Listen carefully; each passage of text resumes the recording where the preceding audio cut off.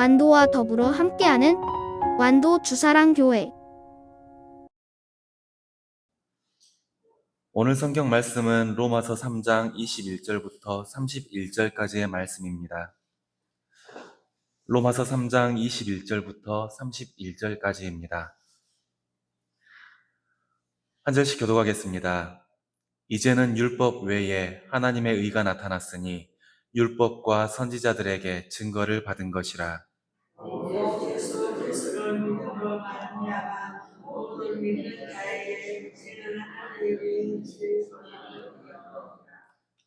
모든 사람이 죄를 범하였음에 하나님의 영광에 이르지 못하더니 그리스도 예수 안에 사람으로 말미암아 하나님의 의롭고 죄를 묻다하심을 얻는 자 되었습니다. 이 예수를 하나님이 그의 피로써 믿음으로 말미암는 화목제물로 세우셨으니 이는 하나님께서 길이 참으시는 중에 전에 지은 죄를 관과하심으로 자기의 의로우심을 나타내려 하심이니 오직 때에 자기의 의로우심을 나타내사 우리로 주옵시고 또한 예수 믿는 자에게 더하셨습니다. 그런즉 자랑할 때가 어디냐 있을 수가 없느니라. 무슨 법으로냐 행위로냐 아니라 믿음의 법으로니라. 우리는 사람이 율법과 책을 묻는 것은 율법에 행위에 있지 않고 믿음으로 된 줄 우리가 알고 하나님은 다만 유대인의 하나님이시냐 또한 이방인의 하나님은 아니시냐. 진실로 이방인의 하나님도 되시느니라. 하나님도 믿음으로 말미암아 또한 하나님도 믿음으로 말미암아 하신 하나님을 부르시니라. 함께 읽겠습니다. 그런즉 우리가 믿음으로 말미암아 율법을 파기하느냐 그럴 수 없느니라. 도리어 율법을 굳게 세우느니라. 아멘. 오늘도 하나님의 말씀으로 하루를 시작하는 우리 성도님들께 주님께서 주시는 은혜가 더하여지기를 소원합니다. 오늘 말씀은 칭의입니다. 많이 들어보셨을 겁니다. 의롭다고 칭하시는 것. 우리 구원의 핵심이다 보니까 칭의, 이 단어를 굉장히 중요하게 생각하는 것도 사실입니다.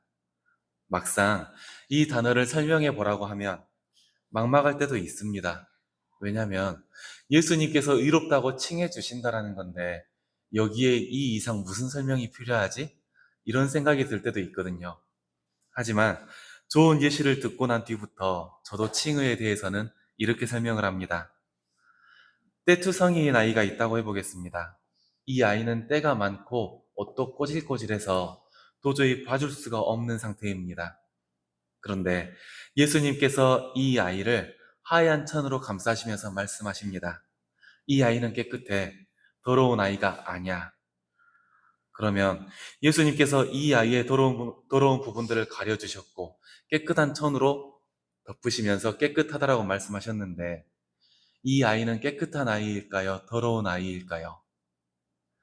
예수님께서 깨끗하다고 하셨으면 깨끗한 아이일 겁니다. 그리고 어디를 가건 예수님께서 함께 다니시면서 이 아이가 깨끗해 이렇게 외쳐주신다면 누구의 눈으로 보더라도 깨끗하겠네 이렇게 보게 될 겁니다. 그런데 진짜 깨끗해진 건가요? 아닙니다. 예수님께서 덮어주신 천만 걷어내면 이 아이는 그 더러운 때를 다시 한번 세상에 보이게 됩니다. 실제로는 더러운 아이니까요. 이게 우리의 모습입니다. 우리는 죄인입니다. 죄가 이곳저곳에 묻어 있어서 도저히 깨끗하다라는 말을 들을 수가 없는 사람들입니다. 하지만 예수님께서 이 죄를 가려주시는 겁니다. 우리를 하나님의 백성으로 부르시려고 하나님과 함께 있을 수 있도록 하시려고 그 많은 죄들을 천으로 덮으시고 말씀해 주시는 겁니다. 이 사람은 죄가 없어. 내가 지금 죄가 없다라고 말하잖아. 그러니까 이 사람은, 이 자녀는 죄가 없어. 이렇게 말씀을 해주시는 겁니다. 이게 율법에 나타난 하나님의 한 의였습니다. 오늘 말씀 21절 함께 읽겠습니다. 이제는 율법 외에 하나님의 한 의가 나타났으니 율법과 선지자들에게 증거를 받은 것이라. 아멘. 원래 하나님의 백성으로 살려면, 죄 없이 깨끗하게 살려면 율법을 지켜야 했습니다. 하나님께서 주신 법이잖아요. 이 법의 테두리 안에 있다면 죄를 짓지 않을 수 있었습니다. 하지만 사람이란 존재가 그러던가요? 언제든 하나님의 자리에 나를 두고 싶어 하고 욕심이나 정욕에 쉽게 흔들립니다. 이게 사람이란 존재의 모습인데 과연 죄로부터 자유할 수가 있을까요? 정말 어려운 일입니다. 그래서 하나님께서는 율법 외에 하나님의 백성으로 살 수 있는 방법을 준비하셨습니다. 메시아, 예수님이요. 하나님께서는 많은 선지자와 예언을 통해 구원을 약속하셨습니다. 그리고 예수님을 통해 그 구원을 이루셨습니다. 그리고 이 구원의 약속을 받을 수 있는 방법은 예수님께서 우리에게 주시는 구원을 우리가 믿는 것, 그것뿐입니다. 오늘 말씀 22절 함께 읽겠습니다. 곧 예수 그리스도를 믿음으로 말미암아 모든 믿는 자에게 미치는 하나님의 의인이 차별이 없느니라. 아멘. 유대인들은 율법을 통해 자기들이 계속해서 하나님의 백성이다라고 주장했습니다. 하지만 이 사람들 역시 하나님 앞에 의로울 수가 없는 죄인이었습니다. 그래서 바울은 말했습니다. 모든 사람은 죄인이다라고요. 어차피 모든 사람이 죄인이라서 하나님의 백성이 될 수가 없는데 예수님께서 의롭다라고 말씀해 주시니까 지금 우리가 살아있는 것이다라고요. 그러니까 지금 너희가 하나님의 백성이라고 자랑할 수도 없고 너희가 잘 믿고 잘 살고 있다고 말할 수도 없다. 사도 바울은 이렇게 말했습니다. 오늘 말씀 23절과 24절 함께 읽겠습니다. 모든 사람이 죄를 범하였음에 하나님의 영광에 이르지 못하더니 그리스도 예수 안에 있는 속량으로 말미암아 하나님의 은혜로 값없이 의롭다 하심을 얻은 자 되었느니라. 아멘. 사람의 힘으로는 절대로 하나님 앞에 의로울 수가 없습니다. 유대 사람들은 율법을 통해 자신들이 하나님 앞에 의로울 수 있다 이렇게 주장을 했지만 정작 이 사람들도 그 율법을 왜곡시키고 말았습니다. 사도 바울이 복음을 전하던 시대에 예수님을 믿는 사람들이 주장하는 율법은 기껏해야 할례였습니다. 할례, 또 정해진 시간의 기도, 이렇게 겉으로 보이는 것들만 잘 지켰지 정작 하나님께서 처음에 율법을 주셨던 의미, 그 의미와는 한없이 동떨어진 사람들이었습니다. 하나님께서 바라셨던 삶의 방식, 하나님의 뜻은 잊은 지 오래였던 겁니다. 그래서 바울은 율법을 말하면서도 너희를 구원하는 것은 너희의 율법이 아니라 오직 예수님께서 우리에게 주신 복음뿐이다. 이렇게 말씀했던 겁니다. 28절 말씀 함께 읽겠습니다. 그러므로 사람이 의롭다 하심을 얻는 것은 율법의 행위에 있지 않고 믿음으로 되는 줄 우리가 인정하노라. 아멘. 우리가 하나님의 백성으로 있을 수 있는 이유는 오직 한 가지뿐입니다. 예수님께서 의롭다라고 해주셔서 오직 그것뿐입니다.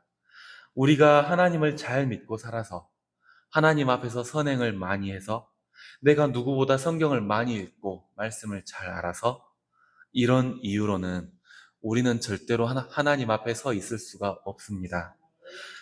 우리는 언제 어느 때건 죄인입니다. 하나님의 나라를 꿈꾸지만 그 백성으로 서 있을 수 없는 것이 우리의 본 모습입니다. 하지만 예수님께서 화목 제물로 십자가에 올라가셨을 때 우리에게 의롭다라는 천을 덮어주셨습니다. 그리고 오늘 또 우리의 삶 속에 동행하시면서 외치고 계십니다. 이 사람은, 이 자녀는, 너는 죄가 없다라고요. 한번 지금 해보시게요. 손가락으로 자기를 가리키시기를 바랍니다. 그리고 자기 이름을 말하시면서 누구누구야, 너는 죄가 없다 말해보시길 바랍니다. 시작. 하늘아, 너는 죄가 없다. 감사하죠? 하지만 우리가 가장 잘 압니다. 우리 스스로, 나 스스로 죄인이다라는 것을요. 그래서 누구누구야, 너는 죄가 없다 이렇게 하셨을 때 당당하지 못하셨을 겁니다. 이게 우리의 모습입니다. 우리가 하나님 앞에 설 때도 하나님께서는 우리를 죄 없다라고 말씀하시지만 우리는 스스로 당당할 수가 없습니다. 그리고 스스로 당당해서도 안 됩니다. 그러니 나에게 의롭다라고 말씀해 주시는 예수님께 매달리시기를 소원합니다. 지금 내가 하나님 앞에 나올 수 있는 것도 내가 잘한 것이 아니니까 자랑으로 삼지 마시고 그저 예수님께서 주신 은혜로 고백하시기를 소원합니다. 우리 죄를 다 감싸 안으시고 우리 삶 속에서 의롭다 말씀해 주시는 예수님을 의지해서 오늘 하루도 하나님의 백성으로 살아내시기를 소원합니다. 기도하겠습니다. 우리를 백성으로 삼아주신 아버지 하나님, 감사합니다. 우리는 하나님 앞에 여전히 죄인입니다. 예수 그리스도를 우리의 주로 고백하며 그 은혜를 누리면서 살지만 우리 스스로가 가장 잘 알고 있습니다. 우리는 여전히 죄인입니다. 오직 예수님의 십자가에 매달려 하나님의 나라를 꿈꾸오니 우리와 함께 하시며 우리를 붙잡아 주시옵소서. 마음속의 죄가 세상적인 것을 원하는 욕심이 우리를 삼키지 않게 하시고 오직 예수님만 붙잡고 나아가게 해 주시옵소서. 우리는 몸도 마음도 연약합니다. 주님께서 주신 구원의 의지에 살아가면서도 나의 믿음과 나의 의를 자랑할 때가 있습니다.